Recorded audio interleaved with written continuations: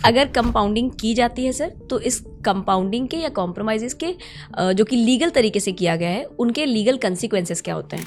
जो बहुत ही साधारण प्रकृति के अपराध होते हैं, उनको बिना कोर्ट की परमिशन के भी आप चाहो तो क्या कर सकते हैं, कॉम्प्रोमाइज़ कर सकते हैं। जैसे हर्ट की अगर हम बात करें, तो हर्ट के लिए ज़रूरी नहीं कि कोर्ट की आपको परमिशन लगे, लेकिन कुछ ऐसे ऑफेंसेस होते हैं जिनको कि आप बिल्कुल भी कॉम्प्रोमाइज़ नहीं कर सकते हैं।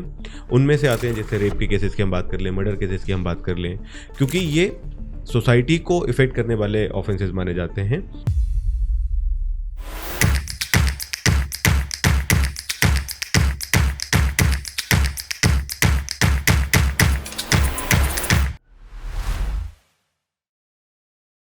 Hello everyone, welcome to the YouTube channel of judiciary gold. और आज हमारे साथ में है नीरज सर।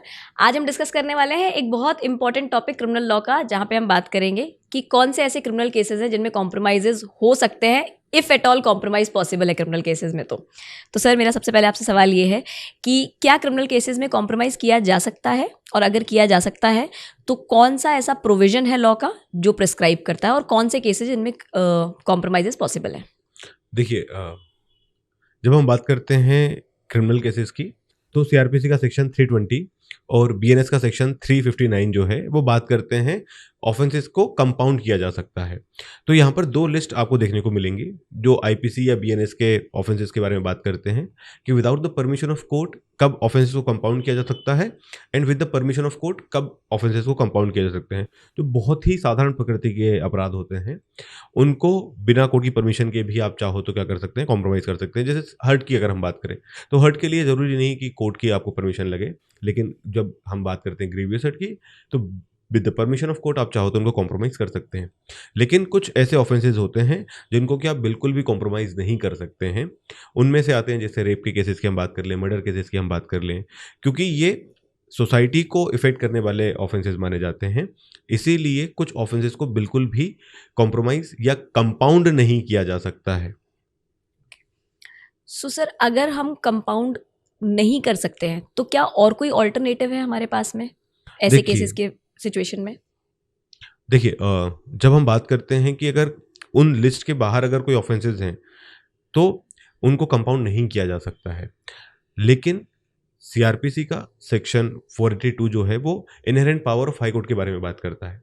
तो जिन ऑफेंसेस को कंपाउंड नहीं किया जा सकता है, वहाँ पर पार्टीज के द्वारा एप्लीकेशन दी जा सकती है कोर्ट को, एंड कोर्ट अपनी इनहेरेंट पावर को यूज़ करते हुए जो भी प्रोसीडिंग हुई है अभी तक, उनको क्वेश कर सकता है। कोर्ट यहाँ पर ये भी देखेगा कि क्यों इन मामलों को क्वेश करने की ज़रूरत है या नहीं है। तो कई बार कोर्ट अपनी इनहेरेंट पावर यूज़ करते हुए इस तरीके की चीज़ें कर सकता है।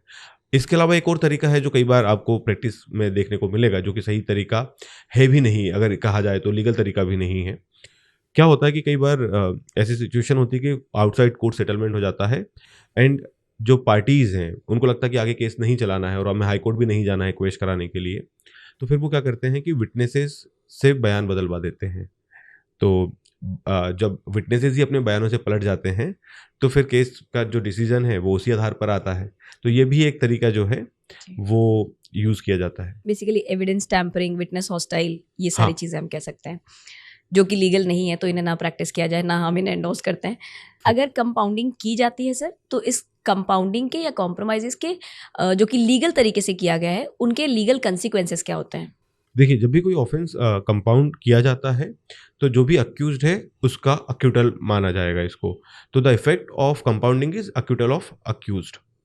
ओके।